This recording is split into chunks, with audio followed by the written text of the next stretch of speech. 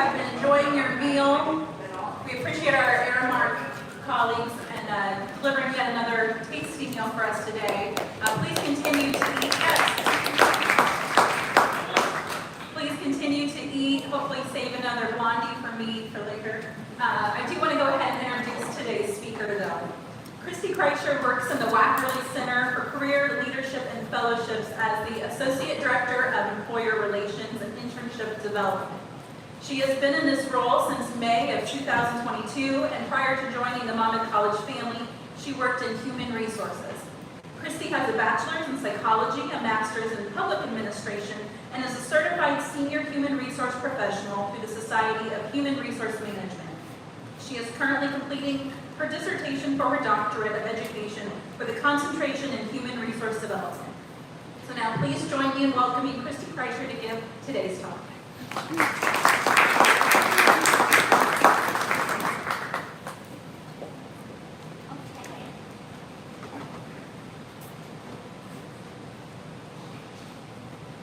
Thanks everyone for coming. I wanted to start this out by sharing a little bit about myself and how I ended up in the Galapagos to begin with. That seems to be the most common question I get. Like Hannah said, I'm working on my doctorate in education from the University of Illinois in Urbana-Champaign. And they developed this internship. They created a partnership with a school in the islands. And this was the first of its kind for University of Illinois, so I was kind of a guinea pig. They offered this to 6 other people, including myself, and it was to the education department. So only 2 of us ended up going.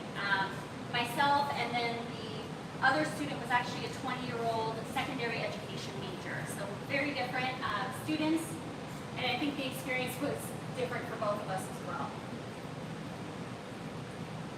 So I think some of us, or all of us, have at least heard of the Galapagos. It's kind of a famous place. For those of you who don't know, it is a designated national park protected by the Ministry of Environment in Ecuador. And it is an archipelago in Ecuador made up of about 13 major islands and 60 smaller ones, only 4 of which are inhabited with people. 21 volcanoes make up the islands, and 13 of them are still listed as active. This map I put up here to kind of give you an idea of what the Galapagos Islands looks like. I was based in the middle here on Santa Cruz Island. The funny thing about this map is it kind of makes it look like the islands are not that far away from the coast of Ecuador, when in fact they're very far away from the coast of Ecuador. They're over 600 miles away. So the islands are extremely remote, which is a pivotal part of the importance of the theory of evolution. So famously, Charles Darwin visited the islands in 1835, and that's what inspired his theory of evolution. And it has to do with the very unique wildlife in this remote location of the world. So my internship, I was gone for just at 5 weeks. I spent the first part of the 5 weeks in Quito, and then the rest of the time I was in the Galapagos, and this was through the month of June, this last summer. The school I was placed at was called Thomas de Berlanga, and it's a K-12 school. And the primary language spoke on the islands is Spanish, but 40% of the classes at Thomas de Berlanga is taught in English, intentionally to help students learn English. I was working with 10th, 11th, and 12th graders while I was there. And in addition to helping them with their English, I also did some fun career development type of stuff. So I got the high school students to start thinking about what they like, what they don't like, what they might want to do when they graduate high school. So I did some abbreviated personality and career assessments with them. And really I just talked with them about different opportunities they might have or be interested in, and some practical pathways that they can achieve those goals. The interesting part about these students was that it was kind of a mix of students. Some of them were born and raised on the island and had never left the island. Others were there with their parents who were there working on a temporary type of visa, work visa, which lasts about 3 years. So some of the students were only there for a short period of time. they were interesting too because there was limited knowledge on just their options. A lot of them only knew about jobs that exist on an island, right? So it was really interesting to talk to them about, you know, what they see and what they might want to do with their lives, and kind of trying to expand that bubble a little bit, because you can kind of get into a bubble if you're in a remote place like that. The thing that they enjoyed the most is I did play quite a few games with them, kind of career-oriented games. So I developed a game, for instance, where they would, kind of like a game of charades, where they would act out a career or a job that they were interested in, and then the students would have to guess what it was. And it was a good learning opportunity because we learned that they didn't really understand what different types of things were. So there was, for instance, there was a confusion between what a judge does and what a police officer does. So they acted out a police officer when they were trying to act out a judge. So there was different things like that. So it was a good learning opportunity to kind of explore those types of careers that they have heard about, but they don't really fully understand because they haven't been exposed. So that was a lot of fun to kind of work with them on that. They were a really fun group of kids. They, as you can see in this picture, this is actually the classroom that I was set up in, which I'll show you some more on the next slide. But I don't know if you can really tell, but it's an open air concept, so there's no door, there's no windows. There's just some desks and a dry erase board, okay? And so in and out, the whole time while I would be in there, we'd meet a lot of insects, birds, chickens would come in and out. I don't know why. And the students found it really funny because there's no AC, and it was very hot and very humid, and so I was being sort of attacked by mosquitoes the entire time. I was trying to talk to them, and they thought that was really great and hilarious. So I think I proved to be some entertainment for them. So some of the challenges of being in this type of a classroom environment, you know, it was based in the highlands of Santa Cruz Island, so it's just jungle. So the school's kind of carved out of the jungle. This picture is a picture of their hallway between one classroom to the other. So they just built a pathway in the jungle for students to kind of go through. So, you know, an interesting environment. There's obviously no air conditioning, lots of wildlife and insects. There was no computers or supplies really. So it kind of made for me to teach was challenging, and I had to adapt to having nothing but a dry erase board, right, to kind of communicate with students. The other sort of challenges was because this was the first of its kind, there was a genuine lack of communication all around. So I wasn't given any information before I got there about the students I'd be working with or what I would be working with them on. So I just showed up and had to figure it out and adapt very quickly. The students didn't know I was coming either, so that was interesting for them. The other challenge was that actually getting to the school. The school was an hour away by foot from the residential area, and it was too hot to walk, like you could never walk it. And so I had to figure out a bus system. I don't speak Spanish, so there was a lot of me on Google Translate trying to figure out how to get the bus to go to where I needed to go. And/or I would try to communicate with cab drivers, but the cab drivers didn't like driving to the school because it was too far away for them. They just didn't want to. So transportation was definitely challenging for me. A lot of the teachers who live on the island and work at the school full-time actually ride bicycles and get around like that. I'm not comfortable. I haven't ridden a bicycle since I was probably 15, so it wasn't going to happen for me. So those are some of the challenges. Some of the neat things about the Galapagos, which I think most of us have at least heard of vaguely, is the wildlife. So the Galapagos Islands are home to some of the highest levels of endemic species in the world, which means they're species that are found nowhere else on Earth. In fact, about 80% of the land birds, 97% of the reptiles and land mammals, and more than 30% of the plants and 20% of the marine species are all unique to the Galapagos Islands. So a very cool place to go if you're interested in wildlife and biology and things like that. To start off some of my pictures of the wildlife that I saw. This bird is called the Magnificent. The one on the right is a close-up shot of they have this red pouch on their chest. It's a type of frigate bird. It is a subspecies that is endemic to the Galapagos. And so I took this picture here on the left. He was perched over the fish market getting ready to steal some food, hanging out with that pelican. So an interesting bird to kind of see. A lot of people, when I mention the Galapagos, are at least semi-aware of the iguanas that live on the islands.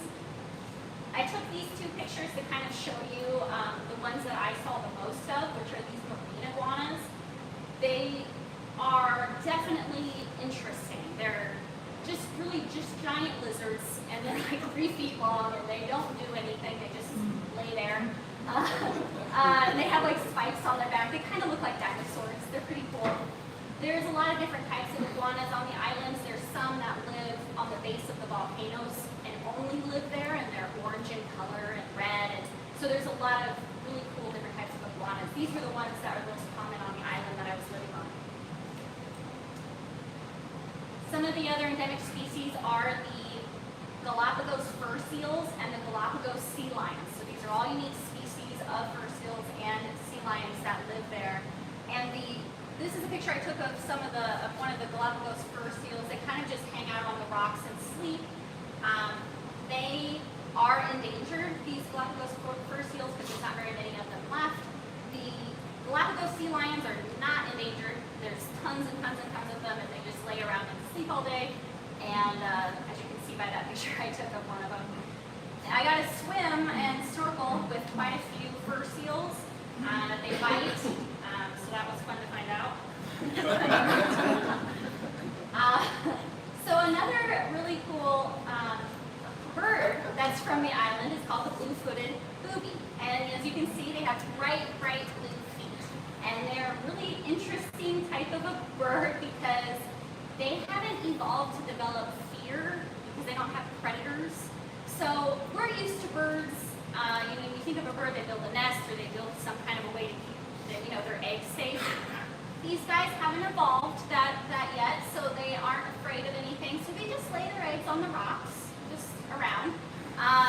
So that was pretty cool. They're not afraid of. I took these. They didn't care that I was there or that I got close at all. Their beaks are kind of a dark blue too, so they're really pretty. I don't know if this will play, but I did get a little clip of one cleaning his feathers.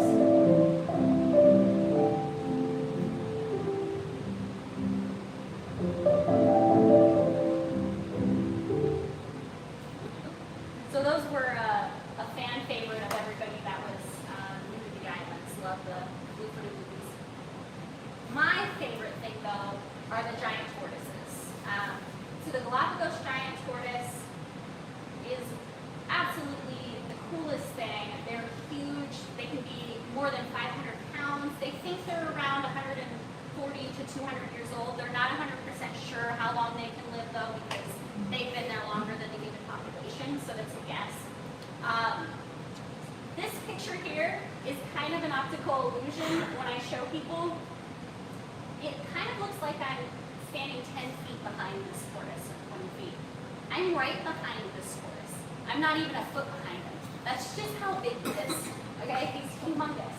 And then what they do there at the national park is they let tourists actually go inside of the shells of some of the deceased tortoises that they have found on the island, so that you can take a picture and take it home and really show their size. So that's neat. Inside of one of these guys here, that picture on the top there is the biggest one that the workers on the island have seen with their own eyes. They think he's about 600 pounds. Again, they don't actually know, though they don't weigh them, don't have a way to do that. But he was super massive. When I saw him, he was just chilling and slept and really didn't do much. The guy on the far end there is a famous tortoise from the island called Lonesome George. So that is Lonesome George's preserved body. He died in 2012. They called him Lonesome George because he was the last of his species. And they weren't able to save the species. So they have his DNA saved and his hoping that one day science evolves enough that they can bring back the species. But they did everything they could to try to save the species, but they were unable to. Right now, they believe about 15 to 20,000 wild tortoises live on the islands today, but that's also, just kind of a guesstimate. But there's lots of them.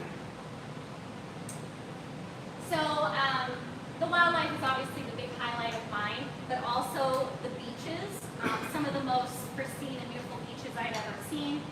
And I got to go kayaking on the Pacific in between some very large ships, which was terrifying.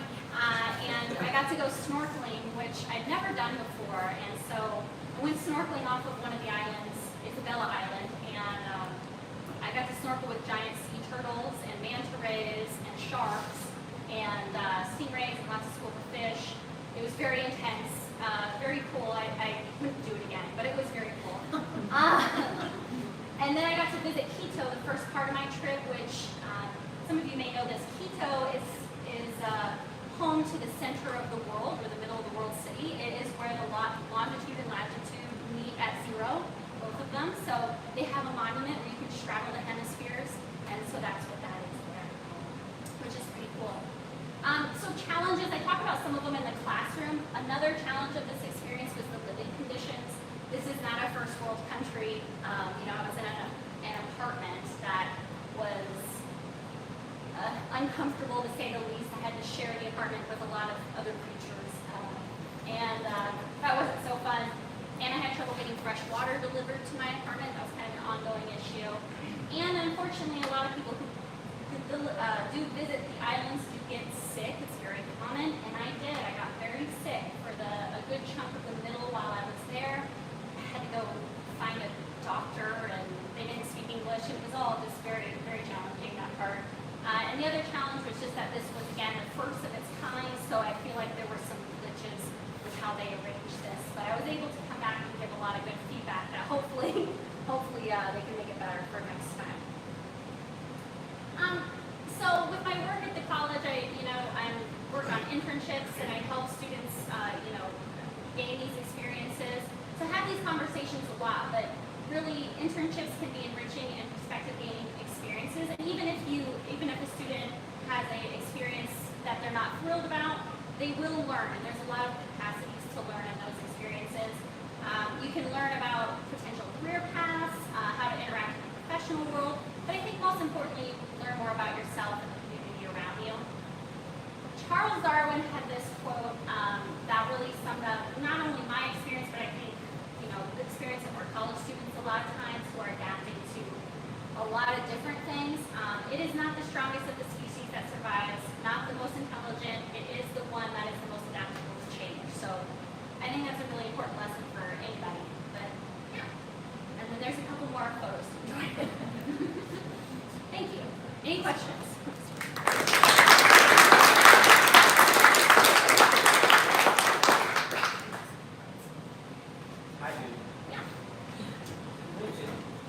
Tourists, I would think of a place like Galapagos Island, islands are for the treasure, and then tourists, right? Is it limited tourism on the boat? It is limited tourism. There are conversations that go on regularly where they're not sure they should have tourists at all. But tourists bring in money and help fund the protection of the tortoises specifically. At the Charles Darwin Center, there on the island I was living, they actually raise tortoise from the time they're in their eggs to they're about 4 to 5 years old, because humans brought in ants when we first came in, and those ants kill the tortoises and the eggs.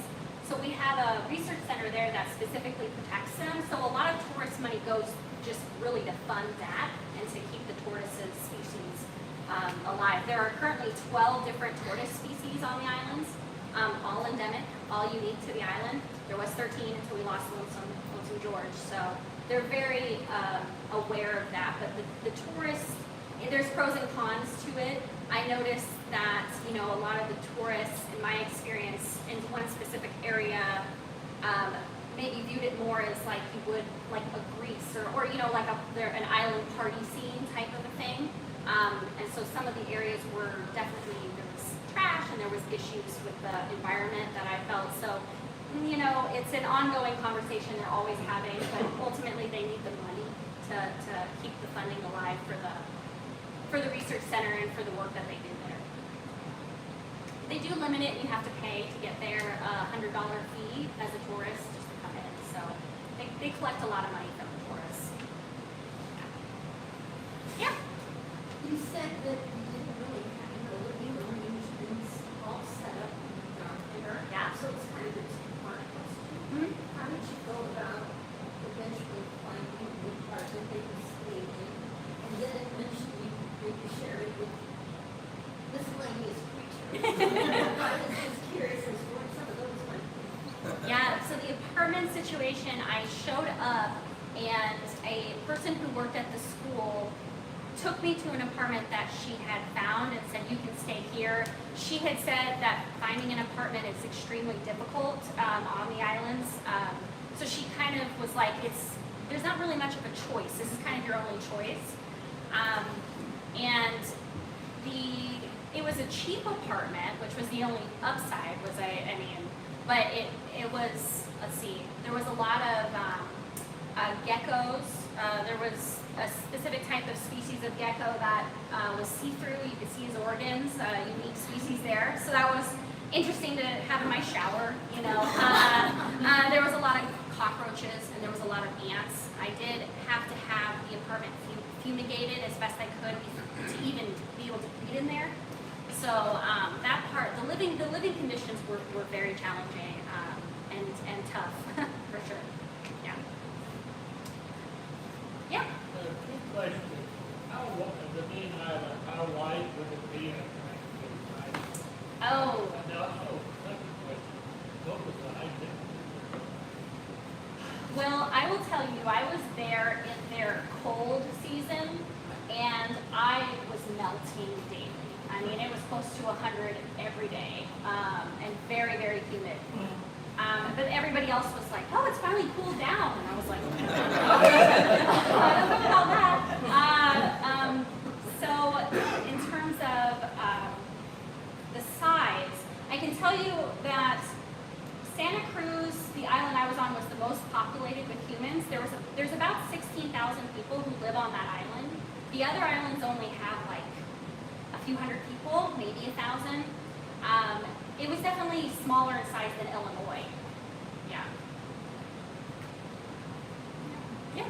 So you mentioned eating. What was some of the, I would say, more out there cuisine that you had? What was that fish? Forget the That they went- rockfish. There was like a rock. So there there was a lot of seafood, which is great if you like seafood, which I do luckily. But they had they call it like a rockfish or something, and it kind of looks like a really ugly rock. It's accurate. And they just cook the whole thing and then just bring it out, and eyeballs and all. They're just like, here you go. So that was a little interesting. Some of the food I ate, I don't know what it was. Okay. I couldn't speak Spanish. It was hard to translate. I was just like, okay, I'm eating this, and I didn't know what it was. So the seafood was good, but the other types of food on the island weren't very good. So, because as you can imagine, you have to import everything, right? So they like importing beef and chicken and from far away. It takes 3 days by boat to get there. So the food, I learned very quickly, stick to the seafood. Yeah.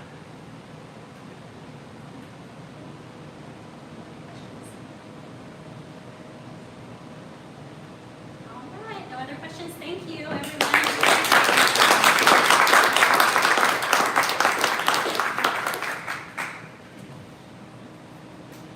Well, thank you again to Christy. It was a great opportunity to kind of see a little bit more about that experience.